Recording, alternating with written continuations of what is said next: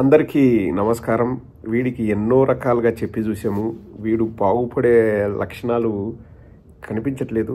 ఇంకా డైరెక్ట్ ఇంకా మనం చెప్పడమే, అరే నాయన నువ్వు జర్నలిజం మానేరా, నువ్వు జర్నలిజం పేరుతో ఏమేం మాట్లాడుతున్నావు నీకైనా తెలుసారా? కొంచెమైనా రే ఎల్ముండల సాంబిగా నీకైనా తెలుసారా నువ్వు ఏం మాట్లాడుతున్నావు?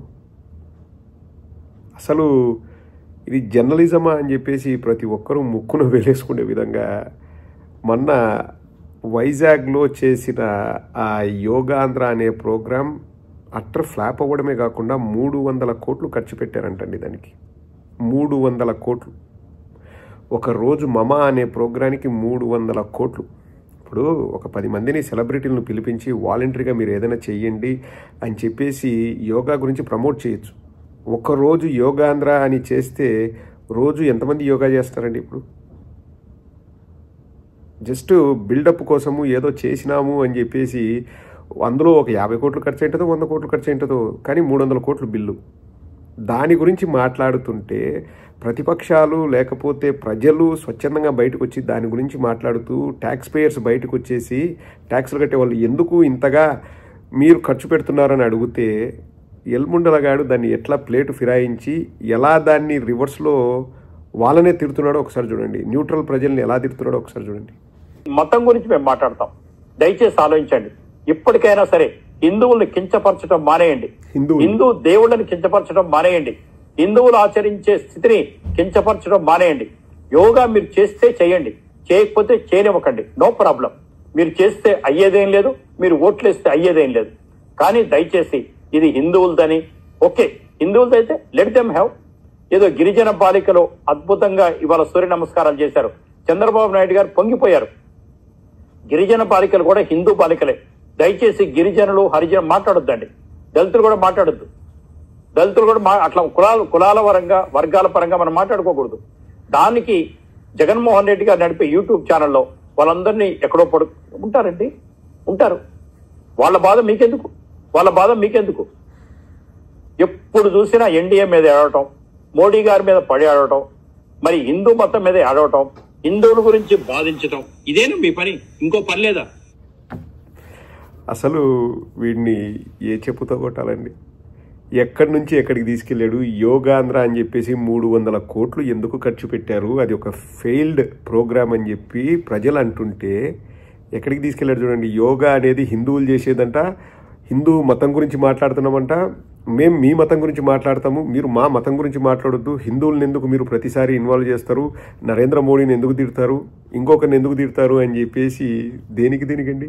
ఇప్పుడు 300 కోట్లు ఎందుకు ఖర్చు పెట్టారు చెప్పండి అని అడగడం తప్ప అండి? అడగకూడదంట. ఎన్ని 100 కోట్లు ఖర్చు పెట్టినా అడగకూడదంట. కనీస వసతులు లేవండి. ఆ తర్వాత నేను కొన్ని వీడియోస్ చూశాను.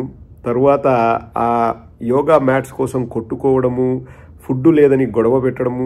మరీ ఒక వీడియో నేను ఇక్కడ ప్లే చేయలేనండి.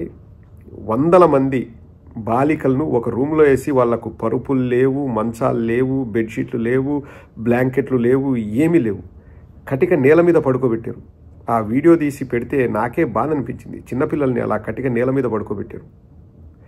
దాని గురించి ఎవరో ప్రశ్నిస్తే దానికి కూడా ఎట్లా వక్ర భాషని చెప్తున్నారు చూడండి. పడుకుంటారండి, వాళ్ళ ఫెసిలిటీస్ గురించి మీకెందుకండి? వాళ్ళకి ఎందుకండి ఫెసిలిటీసు? ఇంతకుముందు తిరుపతిలో కూడా అక్కడికి వచ్చిన భక్తులు మాకు సౌకర్యాలు లేవంటే, ఏం సౌకర్యాల కోసం తిరుపతికి వస్తున్నారా? ఏం ఒక పూట ఓడ్చుకోలేరా? మిమ్మల్ని అందరినీ బ్యాన్ చేయాలన్నాడు.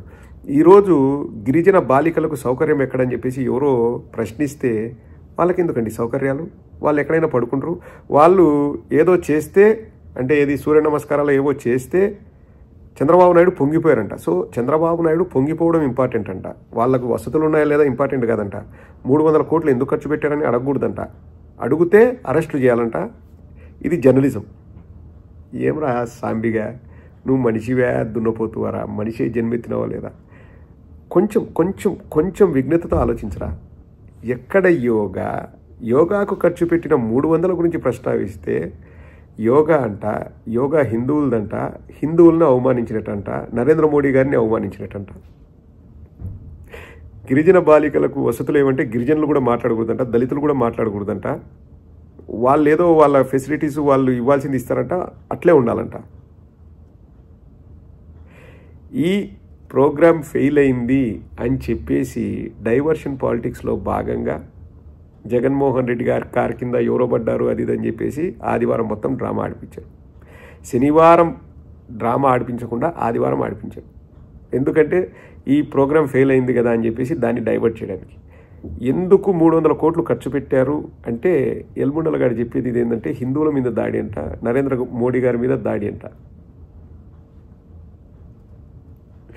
నిజంగా అండి కొన్ని మాటలకు ఇంకా మనకు ఫ్యూజులు ఎగిరిపోతాయి.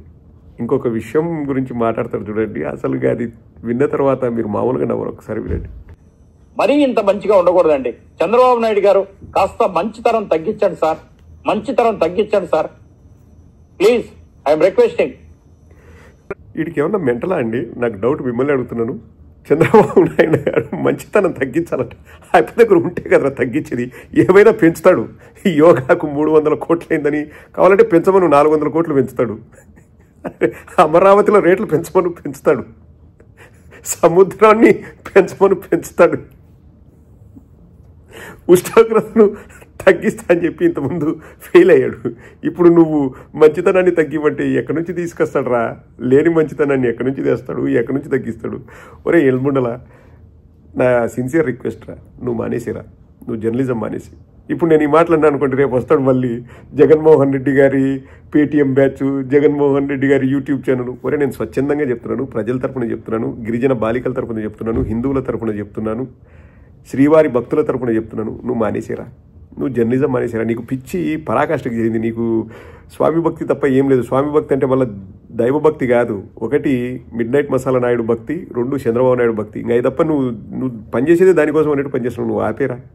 సరే, చంద్రబాబు నాయుడు దగ్గర ఎంత మంచి ఉందో, ఆ యోగాకు ఎందుకు 300 కోట్లు ఖర్చు పెట్టాడో ఒకసారి చంద్రబాబు నాయుడుని అడుగుదాం, ఆయన ఏం చెప్తాడో విందాం.